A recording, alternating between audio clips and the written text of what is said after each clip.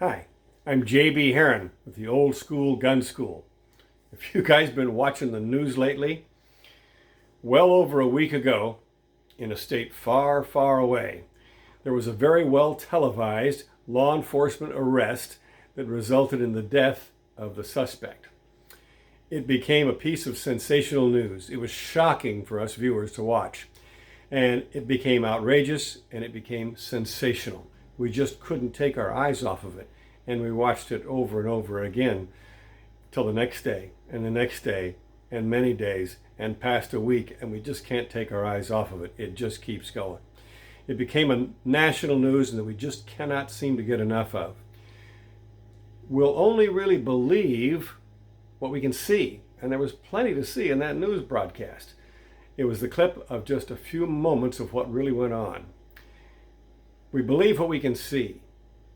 But if all we can see is the tip of the iceberg, it's tempting to think that the tip is all there is to it, and there's nothing else there.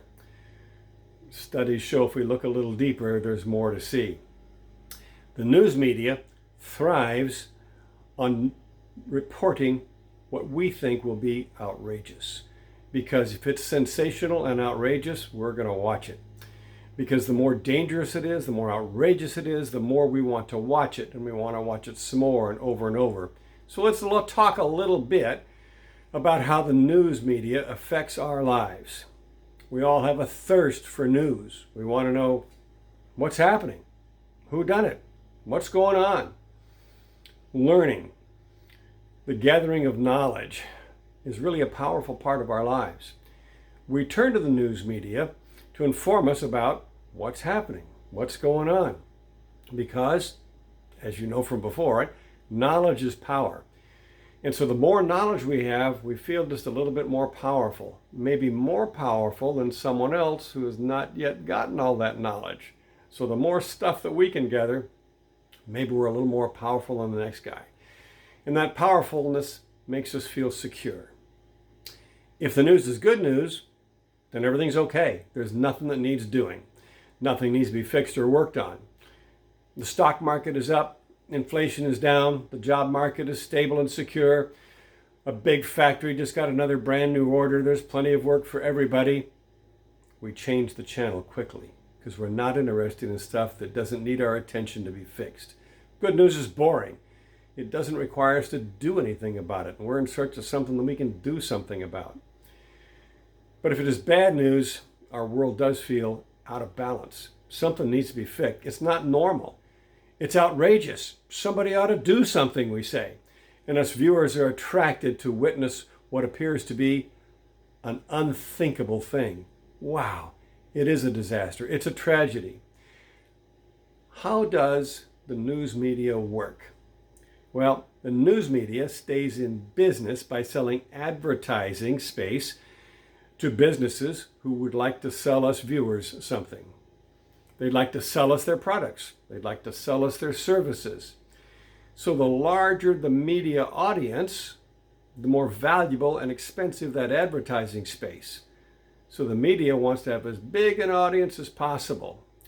In order to do that, the advertising space then becomes more and more expensive because the media wants to be able to have their advertisers sell us the products.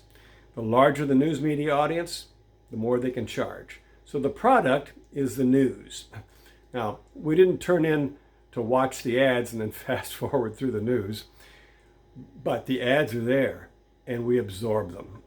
And so that's how the news media earns its money, by selling the ads. And many of us are just thirsty for more and more news. So what type of news brings the most viewers? We seem most interested in stuff that is sensational or outrageous or disastrous. We're all very interested in the airplane that crashes at the air show. We want to know more about that. What happened? Who done it? We want to know about the fire that has destroyed a national landmark. We want to know more about a shooter at an outdoor music festival that fires over 1,000 rounds into the helpless crowd. We want to know about a speeding train that launches itself off of a freeway overpass and lands on the highway below. We want to know more about a law enforcement officer that lost his life in the line of duty. And we want to know more about a suspect that loses his life during an arrest. And that just seems so unjust. Things aren't right. It shocks our conscience. And so for most reasonable folks, it is so outlandish, we just can't take our eyes off of it. This kind of stuff is just not supposed to happen around here. But now that it has happened, all of us, we got to do something about it. We need to fix it so it can't happen again. And so that's where the aftermath comes into this encounter. So let's take a look. How does the system designed to work? In the United States of America, we have a justice system. When terrible things happen, that justice system administers an impartial procedure to investigate, document, evaluate all the details of the event. In the courtroom, every detail, every viewpoint is taken into careful consideration.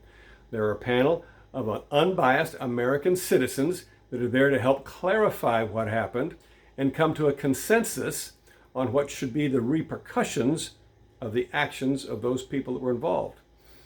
We Americans do not pass judgment on the event until we have collected and thoroughly examined all that information. It's the backbone of our legal system. We want to know the facts.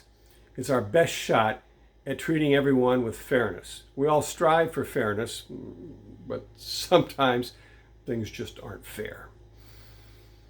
If the whole truth and nothing but the truth is not outrageous enough to attract the viewers, then it's very tempting to alter the truth, edit the truth, and only disclose the parts of the truth that we will find outrageous.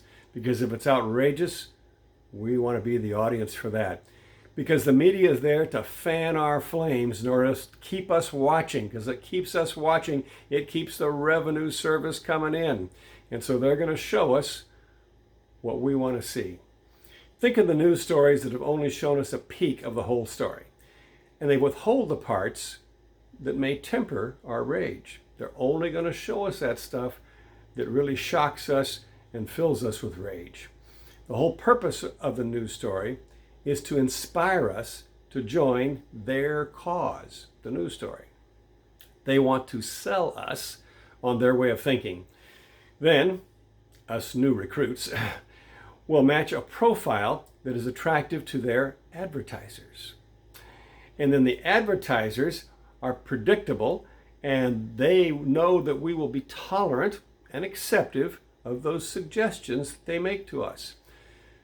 You know, us gun owners are a pretty good bunch of independent thinkers. Remember Joe Friday? He said, "Just the facts, ma'am."